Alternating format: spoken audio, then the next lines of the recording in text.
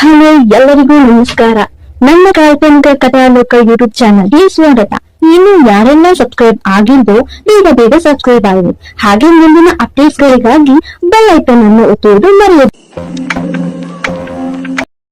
ಯಾರೊಂದಿಗೂ ಕಾಲ್ ಮುಗಿಸಿಕೊಂಡು ಬಂದ ಲಕ್ಕಿ ಯಾಕೆಲ್ಲರೂ ಸ್ಟೇಜ್ನ ನೋಡದೆ ಹಿಂದೆ ನೋಡ್ತಿದ್ದಾರೆ ಎಂದು ಕಣ್ಣಾಡಿಸಲು ಅವನ ಕಣ್ಣಿಗೆ ಕಂಡಿದ್ದು ಅರೆ ಬಟ್ಟೆಯಲ್ಲಿ ನಿಂತು ಮುಜುಗರದ ಮುಖ ಮಾಡಿದ್ದ ಮಿಸ್ ಪ್ರಬಲೆ.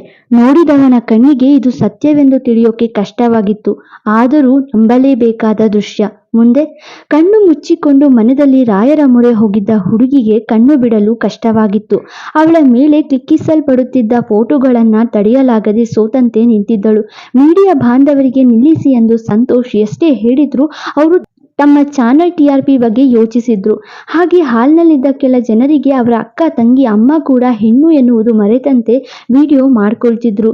ಅವರಿಗೆ ಸೋಷಿಯಲ್ ಮೀಡಿಯಾದಲ್ಲಿ ಹಾಕಿ ವೈರಲ್ ಆಗುವ ಚಿಂತೆ. ಎಲ್ಲವನ್ನ ಗಮನಿಸಿದ ಸಂತೋಷ್ ಚಾರು ಬಳಿ ಹೆಜ್ಜೆ ಸಾಗಿಸಿದ್ದ, ಅವಳನ್ನ ಅಲ್ಲಿಂದ ಪಾರು ಮಾಡಲು. ಅವನು ಎಡಗಡೆಯಿಂದ ಬರುತ್ತಿರುವಾಗ ಅವನ ಮುಂದೆಯೇ ಅವನಿಗಿಂತ ಮುಂಚೆ ಚಿರತೆಯ ಹೆಜ್ಜೆ ಹಾಕಿ ಸಾಗುತ್ತಾನೆ ಬಿಬಿ ಲಕ್ಕಿ. ಲಕ್ಕಿ ಕಣ್ಣಲ್ಲಿ ಕಂಡ ಆ ಕೋಪ, ನಡೆಯಲಿದ್ದ ಆ ವೇಗ ಎಲ್ಲರಿಗೂ ಭಯ ಹುಟ್ಟಿಸಿತ್ತು. ಮೊದಲೇ ಬ್ಯಾಡ್ ಬಾಯ್ ಅಲ್ವಾ, ಮುಂದಿನ ನಡೆ ಹೇಗೋ ಏನೋ ಎನ್ನುವ ಭಯ. ಆದರೆ ಸಂತು ಅವನ ನಡೆ ನೋಡಿ ನಿಂತಲ್ಲೇ ನಿಂತು ಬಿಟ್ಟ. ನಡೆದು ಬರುತ್ತಾ ತಾನು ಹಾಕಿದ್ದ ಬ್ರೌನ್ ಸೂಟಿನ ಕೋಟ್ ತೆರೆದ ಬಿಬಿ ಅವಳ ಮೈ ಮೇಲೆ ಒದ್ದಿಸಿದ್ದ. ಕೋಟ್ ಅವಳ ಮೈ ತಾಗುತ್ತಿದ್ದಂತೆ ಕಣ್ತೆರೆಯುವ ಚಾರು ಲಕ್ಕಿನ ನೋಡಿ ನಿಟ್ಟುಸಿರು ಬಿಟ್ಟಳು. ಅವನನ್ನ ಚಾರುವಿನ ಜೊತೆ ನೋಡುತ್ತಾ ದಂಗಾದನು ಸಂತೋಷ್. ಅವನಿಗಂತೂ ಇದೆಲ್ಲ ಸತ್ಯವಾ ಎನ್ನುವ ಸಂಶಯ. ಅವಳೆಂದರೆ ಉರಿದು ಬೀಳುವ ಲಕ್ಕಿಯ ಈ ಹೊಸ ನಡೆ ಅವನಿಗೆ ಸಂಶಯ ತರಿಸಿತ್ತು. ಸದಾ ಇಚ್ಛಾದಾರಿ ನಾಗಿಣಿಯಂತೆ ಬುಸುಗೊಡುತ್ತಿದ್ದ ಹುಡುಗಿ ಕಣ್ಣಲ್ಲಿ ಮುಜುಗರ ನೋಡಿದವ ತಡ ಮಾಡದೆ ಅವಳನ್ನ ಅವನ ಬಾಹುವಿನಲ್ಲೇ ಹೊತ್ತುತ್ತಾನೆ ಲಕ್ಕಿ. ಅವನ ಸ್ಪರ್ಶಕ್ಕೆ ಮುಖ ಕಿವುಚುತ್ತಿದ್ದ ಮಿಸ್ ಪ್ರಬಲೆಗೆ ಅಸುರನೊಬ್ಬನೇ ಆಸರೆ ಈಗ. ಅವನ ಕೊರಳ ಸುತ್ತ ಕೈ ಬಿಗಿ ಮಾಡಿ ಎಲ್ಲೆಡೆ ನೋಡಲಾಗದೆ ಅವನ ನೋಟವನ್ನಷ್ಟೇ ನೋಡುತ್ತಿದ್ದವಳ ನೇರ ದೃಷ್ಟಿಗೆ ತನ್ನ ದೃಷ್ಟಿ ಸೇರಿಸಿದವ ಎಲ್ಲರ ಮುಂದೆ ಅವಳನ್ನ ಹೂವಿನ ರೀತಿ ಹೊರುತ್ತಾ ರೂಮಿನತ್ತ ಸಾಗುತ್ತಾನೆ. ಹೀರೋ ಅಲ್ಲಲ್ಲ, ಹೀರೋಗಳನ್ನ ಹೇಟ್ ಮಾಡುವ ವಿಲನ್ ಎಂದು ಭಾವಿಸಿಕೊಂಡಿರೋ ರಿಯಲ್ ಹೀರೋ. ಅವನ ಕಣ್ಣಲ್ಲಿ ಎಲ್ಲರನ್ನೂ ಒಂದೇ ಬಾರಿ ಸುಡುವಷ್ಟು ಕೋಪ ಕಾಣ್ತಿತ್ತು. ಅಷ್ಟು ಜನರಿದ್ರು ಯಾರು ಅವಳ ರಕ್ಷಣೆಗೆ ಬಾರದ್ದು ನೋಡಿ ಇನ್ನಷ್ಟು ರಕ್ತ ಕುದಿಯಿತು. ಅದೇ ಸಿಟ್ಟಲ್ಲಿ ಹೋಗುತ್ತಾ ಕ್ಲೋಸ್ ದಿ ಮೇನ್ ಡೋರ್ ಎಂದು ಕಿರುಚಿದ. ಅವನ ಆಳುಗಳು ಅವ ಹೇಳಿದಂತೆ ಮೇನ್ ಡೋರ್ ಕ್ಲೋಸ್ ಮಾಡಿದ್ರು. ರೂಮಿನತ್ತ ಬರುತ್ತಲೇ ಬಾಗಿಲನ್ನ ಕಾಲಲ್ಲಿ ಒದೆಯುವ ಲಕ್ಕಿ ಸೀದಾ ಒಳಗಡೆ ಬಂದು ಅವಳನ್ನ ಮೆತ್ತಗೆ ನಿಲ್ಲಿಸಿ ಬೆನ್ನು ಹಾಕಿ ನಿಂತು ರೂಮಿಂದ ತನ್ನ ಕಾಸ್ಟ್ಯೂಮ್ ಡಿಸೈನರ್ಗೆ ಕಾಲ್ ಮಾಡಿ ಹುಡುಗಿಯರ ಬಟ್ಟೆ ಕಲೆಕ್ಷನ್ಸ್ ತರಲು ತಿಳಿಸಿದ್ದ. ಅವನ ಕೋಟನ್ನೇ ಮೈಮೇಲೆ ಗಟ್ಟಿಯಾಗಿ ಹಿಡಿದಿದ್ದವಳು ಕಲ್ಲಿನ ಗೊಂಬೆಯಂತೆ ನಿಂತಿದ್ದಳು ಚಾರು. ಕರೆ ಮಾಡಿ ಫೋನ್ ಇಟ್ಟವ ಅವಳಿಗೆ ಬೆನ್ನು ಹಾಕಿ ನಿಂತು ಬಾಗಿಲತ್ತ ನೋಡಿದ್ದ. 10 ನಿಮಿಷಕ್ಕೆ ಬಾಗಿಲ ಬಳಿ ಬಟ್ಟೆಯ ಕಲೆಕ್ಷನ್ಸ್ ತರುವ ಹುಡುಗಿಯೊಬ್ಬಳು sir may I come in ಎಂದು ಕೇಳಲು ಕಲೆಕ್ಷನ್ಸ್ನ ತಾನೇ ಪಡೆದವ ನೋ ಥ್ಯಾಂಕ್ಸ್ ಎಂದು ಕಳುಹಿಸಿದ್ದ. ಅವನಿಗೆ ಚಾರುನ ಯಾರು ಮತ್ತೆ ಆ ಪರಿಸ್ಥಿತಿಯಲ್ಲಿ ನೋಡಲು ಬಿಡುವ ಮನಸ್ಸಿಲ್ಲ ಅನ್ಸುತ್ತೆ. ಅವಳ ಮುಂದೆ ಬಟ್ಟೆಗಳ ಕಲೆಕ್ಷನ್ಸ್ ಇರುವ ಟ್ರಾಲಿ ನಿಲ್ಲಿಸಿದವ ಅವಳತ್ತ ನೋಡದೆಯೇ ಮಾತು ಶುರು ಮಾಡುತ್ತಾನೆ ಲಕ್ಕಿ. ಚಾರುಣ್ಯ, ನೀನ್ ಡ್ರೆಸ್ ಚೇಂಜ್ ಮಾಡು, ಹೋಗು ಅಲ್ಲ ಚೇಂಜ್ ರೂಮ್ ಎಂದು ಸೀರೆಯೊಂದನ್ನ ತಾನೇ ಸೆಲೆಕ್ಟ್ ಮಾಡಿ ಕೊಟ್ಟು ಕೈ ಚೇಂಜ್ ರೂಮಿನತ್ತ ತೋರುತ್ತಾ ಹೇಳಿದ.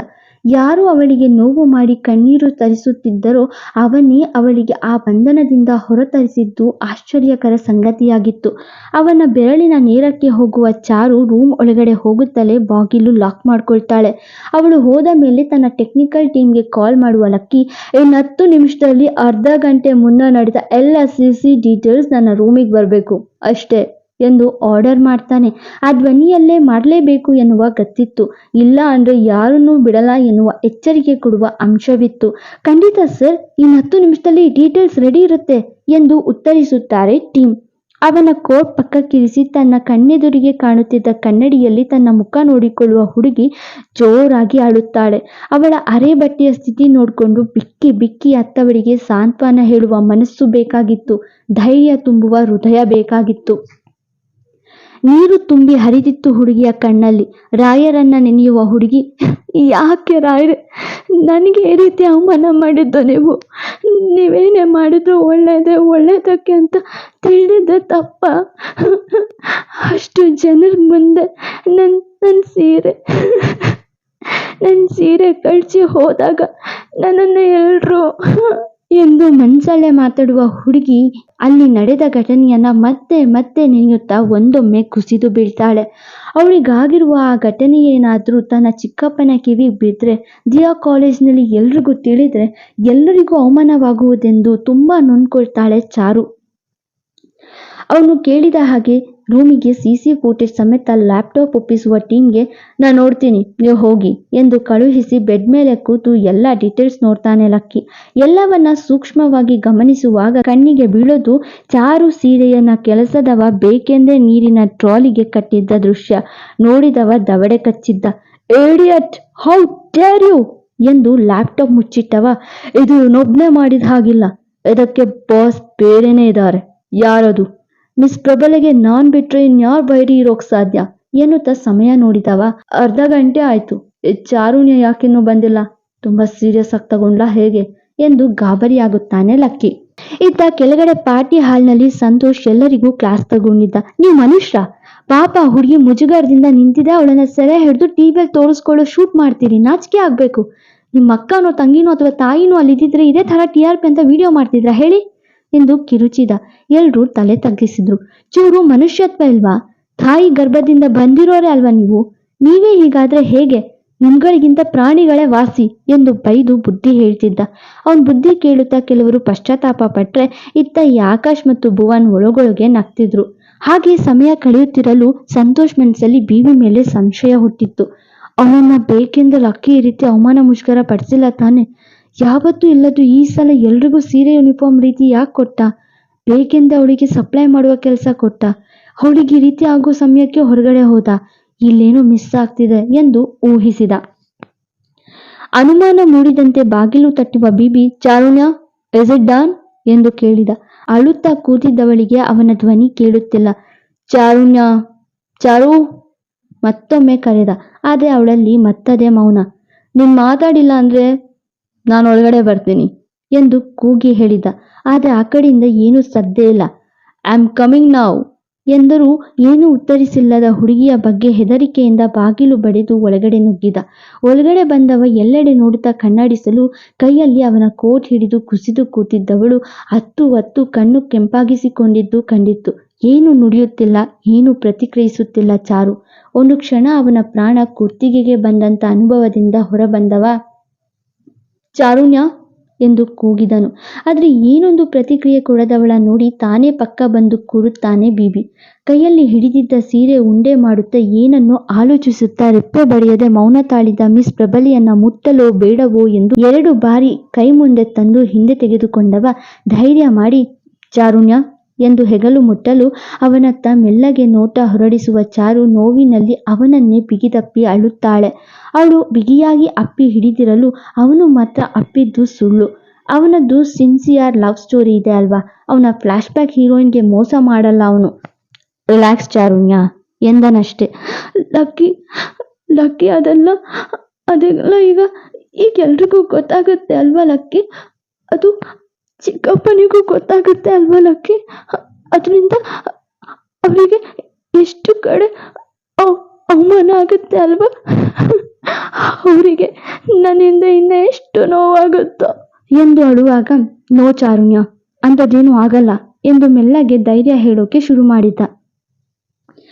ಅದ್ರ ಜೊತೆ ದಿಯಾ ಕೂಡ ನನ್ನ ಮೇಲೆ ಅಸಹ್ಯ ಪಡ್ತಾಳೆ. ಅವಳಿಗೆ ನಾನು ಒಳ್ಳೆ ಅಕ್ಕ ಆಗ್ಲಿಲ್ಲ ಅಲ್ವಾ ಲಕ್ಕಿ?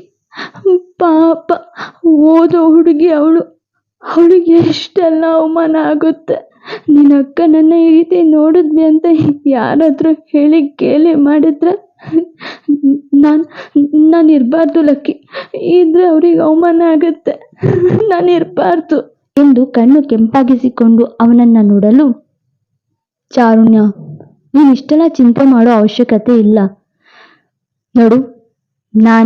ಎಂದು ಮಾತು ಮುಂದುವರಿಸಿದ ಲಕ್ಕಿ ಮಾತಿಗೆ ಅಡ್ಡ ಹಾಕುವಂತೆ, ದಿನಕ್ಕೂ ಒಂದೊಂದು ರಗಳೆ ಬರೀ ನನ್ನಿಂದಾನೇ ಇರುತ್ತೆ. ಅವ್ರಿಗೆ ನನ್ನಿಂದ ನೆಮ್ಮದಿನೇ ಇಲ್ಲ ಲಕ್ಕಿ, ನೆಮ್ಮದಿನೇ ಇಲ್ಲ. ನನ್ನಂತ ಅನಾಥೆನ್ ಸಾಕಿ ತುಂಬಾ ನೋವು ಅನುಭವಿಸಿದ್ದಾರೆ ಚಿಕ್ಕಪ್ಪ. ಈಗ ಅವ್ರಿಗೆ ಇನ್ನಷ್ಟು ನೋವು ಕೊಡಬಾರ್ದು. ನಾನು ಕೊಟ್ರೆ ನನ್ನಂತ ಪಾಪಿ ಭೂಮಿ ಮೇಲೆ ಯಾರು ಇರಲ್ಲ ಲಕ್ಕಿ ಎನ್ನುವಾಗ ಬೇಸರ ಪಡುವ ಲಕ್ಕಿ, ಇಲ್ಲ ಚಾರು ಎಂದು ಎಷ್ಟೇ ಸಮಾಧಾನ ಮಾಡಲು ಪ್ರಯತ್ನ ಪಟ್ಟರೂ ಅವಳು ಅವನ ಮಾತು ಕೇಳಿಸ್ಕೊಳ್ತಿಲ್ಲ. ಅದಕ್ಕೆ ನಾನು ಒಳ್ಳೆ ನಿರ್ಧಾರ ಮಾಡಿದ್ದೀನಿ ಲಕ್ಕಿ, ಒಳ್ಳೆ ನಿರ್ಧಾರ ಮಾಡಿದ್ದೀನಿ. ಯಾರಿಗೂ ತೊಂದರೆ ಕೊಡಲ್ಲ. ಸಿಂಪಲ್, ತೊಂದರೆ ಕೊಡೋ ನಾನೇ ಇರಬಾರ್ದು, ನಾನು ಬದುಕಿರಬಾರ್ದು. ನಾನಿದ್ರೆ ಎಲ್ರಿಗೂ ಕಷ್ಟ. ನಾನು ತುಂಬ ಅನ್ಲಕ್ಕಿ, ದುರಾದೃಷ್ಟವಂತೆ ಎಂದು ಕಿರುಚಾಡಲು ಅವಳು ಕಣ್ಣೀರು ಒರೆಸುವ ಲಕ್ಕಿ, ಅಷ್ಟೊಂದು ವೀಕ್ ಆಗ್ಬೇಡ ಚಾರುಣ್ಯ, ಎಲ್ಲ ಸರಿ ಹೋಗುತ್ತೆ, ಸರಿ ಹೋಗುತ್ತೆ, ಸರಿ ಮಾಡ್ತೀನಿ, ವೆಯ್ಟ್ ಮಾಡು ಎಂದು ಸಮಾಧಾನ ಮಾಡಲು, ಇಲ್ಲ ಲಕ್ಕಿ, ನಾನಿರುವಷ್ಟು ದಿವಸ ಎಲ್ರಿಗೂ ತೊಂದರೆನೆ. ನಾನೇ ಇಲ್ಲ ಅಂದರೆ ಏನೂ ತೊಂದರೆ ಆಗೋದಿಲ್ಲ. ನಾನು ಬದುಕಿರಬಾರ್ದು ಲಕ್ಕಿ. ನಾನೊಬ್ಳು ಅಂತ್ಯವಾದರೆ ಎಲ್ಲದಕ್ಕೂ ಎಂಡ್ ಸಿಗತ್ತೆ. ಸಮಸ್ಯೆನೇ ನಾನಿಲ್ಲ ಅಂದರೆ ಸಮಸ್ಯೆ ಇರಲ್ಲ ಎನ್ನುತ್ತಾ ಅವಳ ಮುಂದಿದ್ದ ಸೀರೆಯನ್ನ ಹುಡುಕಿ ಕೈಗೆತ್ತಿಕೊಳ್ಳುವ ಹುಡುಗಿ ಸಾಯೋ ನಿರ್ಧಾರ ಮಾಡಿದಂತೆ ಕೂಗಾಡುತ್ತಾ ಕಿರುಚಾಡುತ್ತಾ ಕೊರಳಿಗೆ ಸೀರೆ ಸುತ್ತಿಕೊಂಡು ತನ್ನ ಅಂತ್ಯಕ್ಕೆ ಯತ್ನ ಮಾಡುತ್ತಾಳೆ.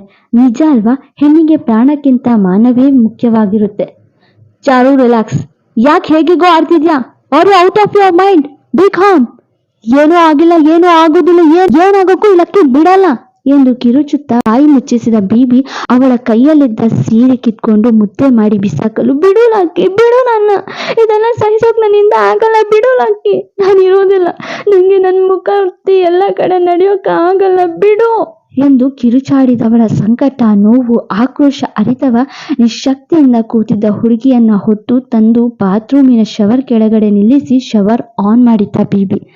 ಸುಡುತ್ತಿದ್ದ ಮನಸ್ಸಿನ ಬೇಗೆಗೆ ತಣ್ಣೀರಿನ ಮಳೆ ಅವಳ ಮುಡಿ ಮೇಲೆ ಬೀಳುತ್ತಿರಲು ಅವಳ ಕಣ್ಣೀರು ಕೂಡ ಕಾಣದ ರೀತಿ ನೀರಲ್ಲಿ ಬೆರೆತು ಹೋಯಿತು. ಅವಳ ತೋಳನ್ನ ಹಿಡಿಯುವ ಬೀಬಿ, ನಂಗೆ ನೀನ್ ಅಳೋದ್ ನೋಡಕ್ ಇಷ್ಟ ಆಗಲ್ಲ ಮಿಸ್ ಪ್ರಬಲೆ, ಅದಕ್ಕೆ ಇಲ್ಲಿ ಕರ್ಕೊಂಡ್ ಬಂದೆ. ನಿನ್ ಕಣ್ಣಿಂದ ಯಾಳು ನೋಡಕ್ ಇಷ್ಟ ಇಲ್ಲ ಎಂದವ ಅವಳ ನಯನದ ನೀರಕ್ಕೆ ನಿಂತು, ನೀನ್ ಯಾವುದು ತಪ್ಪು ಮಾಡಿಲ್ಲ, ತಪ್ಪು ಮಾಡಿದವರು ಅಳ್ಬೇಕು, ನೀನಲ್ಲ ಎಂದು ಗಟ್ಟಿಯಾಗಿ ನುಡಿಯಲು, ಅದ ಮಾನ ಮರ್ಯಾದೆ ಹೋಗಿದ್ದು ನಂದೇ ಅಲ್ವಾ ಲಕ್ಕಿ? ಈ ಮುಖ ಹೊತ್ಕೊಂಡು ಹೊರಗಡೆ ಹೇಗ್ ಕಾಲಿಡೋದು ನಾನು? ಹೇಗ್ ಮುಖ ತೋರ್ಸೋದು ನಾನು? ಎಲ್ರು ಸಮ್ಮುಖದಲ್ಲಿ ಈ ರೀತಿ ಆದ್ರೆ ನಾನು ಏನ್ ಮಾಡ್ಲಿ? ಹೇಗ್ ನಿಭಾಯಿಸ್ಲಿ? ಹೇಗ್ ತಲೆ ಎತ್ಕೊಂಡು ಸಮಾಜದಲ್ಲಿ ಬದುಕ್ಲಿ ಎಂದು ಕಿರುಚುತ್ತಾ ಅವನ ಎದೆಗೆ ಒರಗಿದಳು ಚಾರು. ನೀನೇ ಇಷ್ಟು ವೀಕ್ ಆದ್ರೆ ಬೇರೆ ಹುಡುಗಿ ಗತಿ ಏನು? ನೀನೇ ಸಾಯೋ ಆಲೋಚನೆ ಮಾಡಿದ್ರೆ ಅವರು? ನೀನು ಹಾಗೆ ಯೋಚಿಸಿದ್ರೆ ಭೂಮಿ ಮೇಲೆ ಹುಡುಗಿರು ಬದುಕೋಕೆ ಆಗಲ್ಲ. ದಿನ ಒಂದಲ್ಲ ಒಂದ್ ರೀತಿಯಲ್ಲಿ ಹುಡುಗಿರಿಗೆ ಅವಮಾನ ಮಾಡೋಕೆ ಕಾಯೋ ನೀಚರಿದ್ದಾರೆ. ಅದನ್ನೆಲ್ಲ ಮೆಟ್ಟು ನಿಂತ್ರೆ ಮಾತ್ರ ಅವಳನ್ನ ಧೈರ್ಯವಂತೆ ಅನ್ನೋಕೆ ಸಾಧ್ಯ. ಪ್ರತಿಯೊಬ್ಬರ ವಿಚಾರದಲ್ಲೂ ನೀನ್ ಸ್ಟ್ರಾಂಗ್ ಇದ್ಯಾ, ಆದ್ರೆ ನಿನ್ ವಿಚಾರದಲ್ಲೇ ಮಾತ್ರ ಯಾಕಿಷ್ಟು ವೀಕ್? ಎಲ್ಲೋದ್ರೂ ಸವಾಲಾಗ್ತಿದ್ದ ಮಿಸ್ ಪ್ರಬಲೆ, ಈ ಹಸುರನ್ನ ಕೆರಳಿಸ್ತಿದ್ದ ಚಾರುಣ್ಯ ಇಲ್ಲಿ. ವಿಬಿ ಕೆನ್ನೆಗೆ ಪ್ರತಿ ಬಾರಿ ಕೈ ಮಾಡೋಕೆ ಧೈರ್ಯ ಮಾಡ್ತಿದ್ದ ಧೈರ್ಯಶಾಲಿಯಲ್ಲಿ, ಸ್ವಾಭಿಮಾನಿ ಚಾರುಣ್ಯ ಪ್ರಭಾಕರಲ್ಲಿ ಸೀರೆ ಸೆರ್ಗು ಹರಿದೋಯ್ತು ಅಂದ್ರೆ ಬದುಕಿ ಹೋಯ್ತು ಅಂತನಾ? ಈಗ ಮಾಡರ್ನ್ ಯುಗದಲ್ಲಿ ಫ್ಯಾಷನ್ ಜಗತ್ತಲ್ಲಿ ಮೈ ಪ್ರದರ್ಶನ ಮಾಡೋ ಹೆಣ್ಮಕ್ಳು ಸರಿ ಇಲ್ಲ ಅಂತನಾ? ಅವರು ಅರೆ ಬಟ್ಟೆ ಹಾಕಿದ್ರೆ ವೃತ್ತಿ. ಅಕಸ್ಮಾತ್ ಆಗಿ ನಡೆದ ಘಟನೆಯಲ್ಲಿ ನಿಂದು ಹುಡುಗಿಯರಿಗೆ ಈ ರೀತಿ ಕೊಂಚ ಮೈ ಕಾಣಿಸಿ ಮುಜುಗರ ಅಲ್ವಾ ಎಂದು ತಿಳಿ ಹೇಳಿದ್ದ ಬೀಬಿ. ಆದ್ರೆ ಅದ್ಯಾವುದು ನನಗೆ ಅಭ್ಯಾಸ ಇಲ್ಲ ಲಕ್ಕಿ ಎಂದವಳ ನೋಡಿ, ಐ ನೋ, ಬಟ್ ನಮ್ಮನ್ನು ನೋಡಿ ನಗು ಜನರ ಮುಂದೆ ನಾವು ಗೆದ್ದಿಲ್ಲ ಅಂದ್ರೂ ನಗು ಬಿಟ್ಕೊಡ್ಬಾರ್ದು. ನಾವು ನಕ್ಕರೆ ಅವರು ಅರ್ಥ ಸೋತಂತೆ. ನಿಂಗೆ ಆ ರೀತಿ ಘಟನೆ ನಡೆದಾಗ ಅಲ್ಲಿದ್ದ ಆ ಟ್ರಾಲಿ ಹುಡುಗನಿಗೆ 4 ಬಾರಿಸಿದ್ರೆ ಆ ಎಲ್ಲ ಕತೆ ತಲೆ ಕೆಳಗಾಗಿ ಎಲ್ಲರೂ ತೆಪ್ಪಗಾಗಿರೋರು. ನನಗೆ ಮುಜುಗರ ಆಯ್ತು ಲಕ್ಕಿ, ನನ್ನವರು ಅಂತ ಯಾರು ಇರಲಿಲ್ಲ ಎಂದು ಅವನ ಎದೆಗೆ ಮುದುಡಿದಾಗ, ಪರವಾಗಿಲ್ಲ, ನಾನು ಮತ್ತೆ ಕತೆನ ಉಲ್ಟಾ ಮಾಡ್ತೀನಿ, ನಿನ್ಗೆಲ್ಲ ಅವಮಾನ ಆಯ್ತು ಅಲ್ಲೇ ಎಲ್ಲದಕ್ಕೂ ಉತ್ತರ ಕೊಡಿಸ್ತೀನಿ ಎಂದು ಧೈರ್ಯ ತುಂಬುತ್ತಾ, ನೀನ್ ಬಟ್ಟೆ ಬದಲಿಸಿ ಕೂದಲು ಉಣಿಸ್ಕೊಂಡು ರೆಡಿ ಆಗೋಷ್ಟರಲ್ಲಿ ಇದಕ್ಕೆ ಈ ಬೀಬಿ ಪರಿಹಾರ ಕೊಡ್ತಾನೆ, ಜಸ್ಟ್ ವೇಟ್ ಅಂಡ್ ವಾಚ್ ಎಂದವನ ಮಾತಲ್ಲಿ ಅದೇನೋ ವಿಶ್ವಾಸ, ಅದೇನೋ ಧೈರ್ಯ ಕಂಡವಳು, ಹೇಗೆ ಎಂದು ಅಚ್ಚರಿಯಾಗಿ ಕೇಳಲು, ಜಸ್ಟ್ ವೇಟ್ ಅಂಡ್ ವಾಚ್, ಈ ಹಸುರ ಯಾವ ಜಾದು ಬೇಕಾದ್ರೂ ಮಾಡ್ತಾನೆ, ಮೊದಲು ಪ್ರಾಮಿಸ್ ಮಾಡು ನೀನೇನು ಕೆಟ್ಟ ಆಲೋಚನೆ ಮಾಡಲ್ಲ ಅಂತ, ನಿನ್ನ ರಾಯರ ಮೇಲಾಣೆ ಎಂದು ಕೈ ಮುಂದೆ ಮಾಡಿ ಮಾತು ಕೇಳುತ್ತಾನೆ ಬೀಬಿ. ಲಕ್ಕಿ, ಇದೆಲ್ಲ ಅಚಾನಕ್ ಆಗಿ ನಡೆದಿದ್ದು ಆ ಟ್ರಾಲಿ ಹುಡುಗನ್ ತಪ್ಪೇನಿಲ್ಲ ಅಲ್ವಾ ಎಂದು ಮುಗ್ಧತೆಯಿಂದ ಕೇಳಿದಾಗ, ಲಕ್ಕಿಗೆ ಯಾವ್ದು ಸರಿ ಯಾವ್ದು ತಪ್ಪು ಅಂತ ಚೆನ್ನಾಗಿ ಅರ್ಥ ಆಗುತ್ತೆ, ನೀನ್ ಬರೀ ಕಣ್ಣಲ್ಲಿ ನೋಡ್ತೀಯ, ನಾನು ನನ್ನ 3ನೇ ಕಣ್ಣಲ್ಲಿ ನೋಡ್ತೀನಿ ಎಂದು ಶವರ್ ಆಫ್ ಮಾಡಿದವ ಅಲ್ಲೇ ಇದ್ದ ಟವಲ್ ಹಿಡಿದು ಅವಳ ಕೆನ್ನೆ ಒರೆಸೋಕೆ ಶುರು ಮಾಡಿದ್ದ. ಅಲ್ಲೂ ಅವನು ಮೊದಲು ಒರೆಸಿದ್ದು ಅದೇ ಕಪ್ಪು ಚುಕ್ಕೆಯ ಮೇಲೆ. ಈಗ ಅದನ್ನ ಮುಟ್ಟುವ ಅವಕಾಶ ಲಭಿಸಿತ್ತು ಬೀಬಿಗೆ. ಎಲ್ಲರ ಮುಂದೆ ಮುಜುಗರದಿಂದ ತಲೆ ತಗ್ಗಿಸಿ ನಿಂತ ಹುಡುಗನ ಮುಂದೆ ಪ್ರಶಾಂತತೆಯ ನೋಟ ಬೆಸೆದಳು. ಮೊದಲ ಬಾರಿ ಇಬ್ಬರ ಕಣ್ಣುಗಳು ಒಬ್ಬರಿಗೊಬ್ಬರ ಮೇಲಿರುವ ಕಾಳಜಿ ವ್ಯಕ್ತಪಡಿಸೋಕೆ ಶುರು ಮಾಡಿದ್ವು.